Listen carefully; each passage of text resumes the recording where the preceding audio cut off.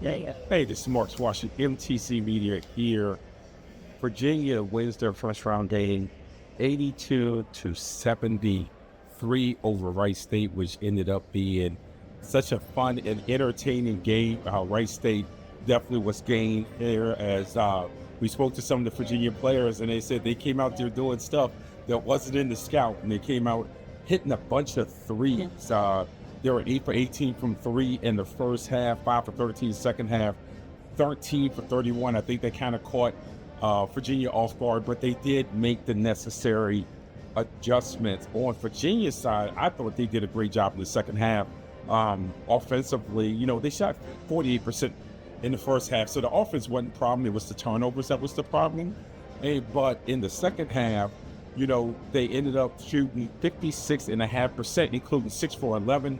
Of course, when you talk about threes, you're going to talk about Jakari White, who was 10 for 12 from the field, 6 for 8 from three, scored 26 points, and he got them coming off all kinds of screens the entire time. So certainly that was something that Virginia really needed, as they finished the game 13 of 26 from the three-point line. It's hard to be a team that's going to shoot 26 three-pointers and make 13 of them. And on top of that, it's all in the constructs of what they do. So this isn't one of those, they just had one of those great nights that they don't usually have.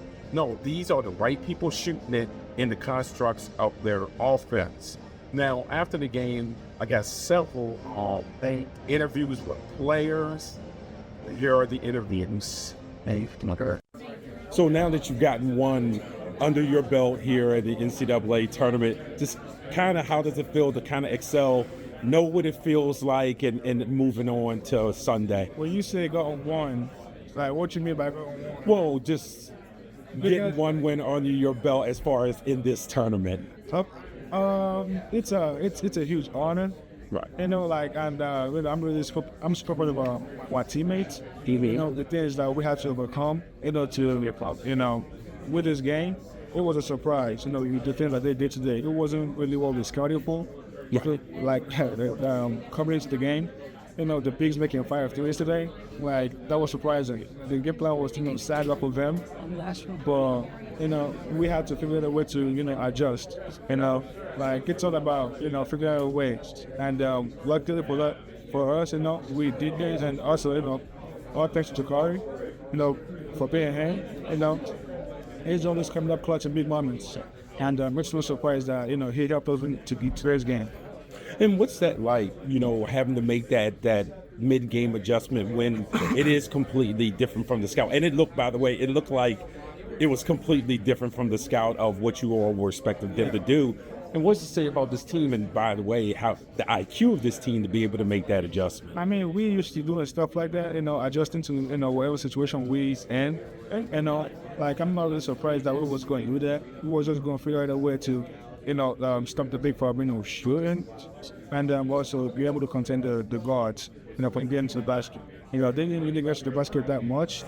We only shot threes, heavy threes, but we figure out a way to, contain it, and that's what we're doing.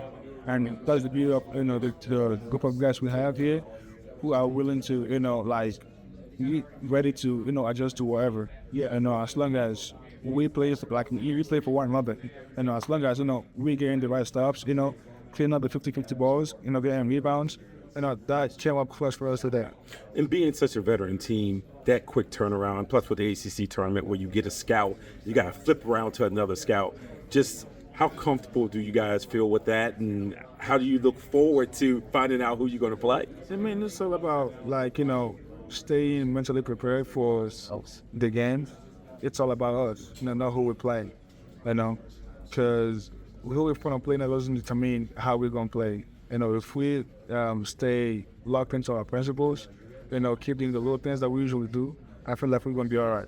The plan is to, get this game, behind and, focus on us and what we got to do next. So it's all about, being mentally locked in, because that's what it takes, to be mentally focused on the scouts. So what's it feel like just getting that first NCAA tournament game out the way with a win and on to Sunday? Man, it feels awesome. Again, obviously it might not have gone exactly the way we wanted it to go, but in March it's about winning and advancing, and that's what we were able to do today. So just ultimately excited and happy that we got the first one out the way. It seemed like early on they did some stuff that you had to adjust to that maybe wasn't in the scout. Just what was the process of adjusting throughout the game and getting the necessary stops down the line that you need to get? Yeah, I mean, definitely in the first half we were kind of shocked by how many threes they shot ultimately.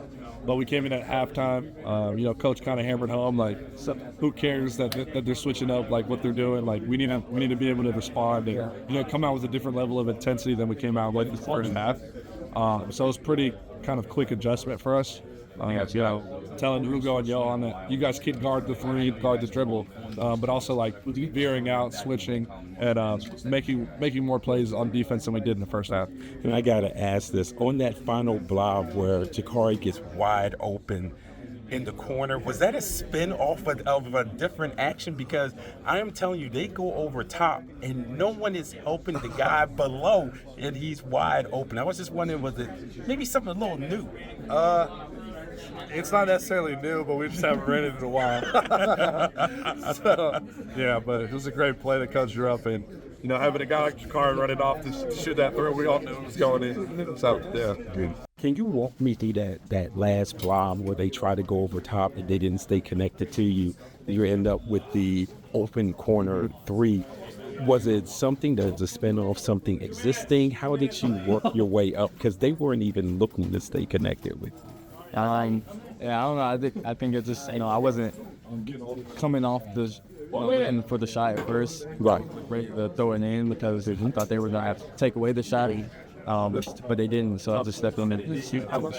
Once you get into a groove like that, just how free flowing is it for you to come off those screens and let it go? Because sometimes your legs are going in one direction, but your shoulders seem to be always squared to the basket. It feels good. Obviously.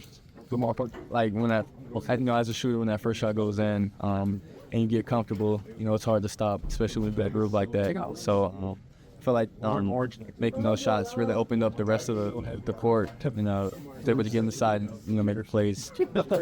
And getting the first win under your belt here to go on to Sunday, is it kind of just like an exhale moment, knowing, okay, we got this one out the way, we're going to get engaged to our scout for Miami of Ohio or Tennessee next?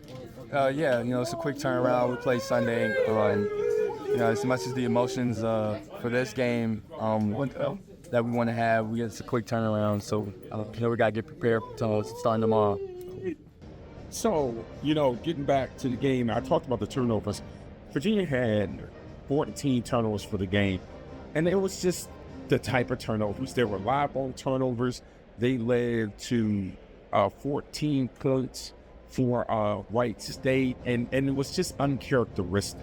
I also want to give a shout out for Dallin Hall, because it seemed like Dallin Hall was in the middle of everything, on the floor, grabbing at the ball, doing everything he could, and it didn't show up in the stat sheet. He had 8 points, he was 6 for 6 on the free throw line, but there were game-winning things, sacrifices, trying to play defense, trying to maybe hit the balls to get you a second possession.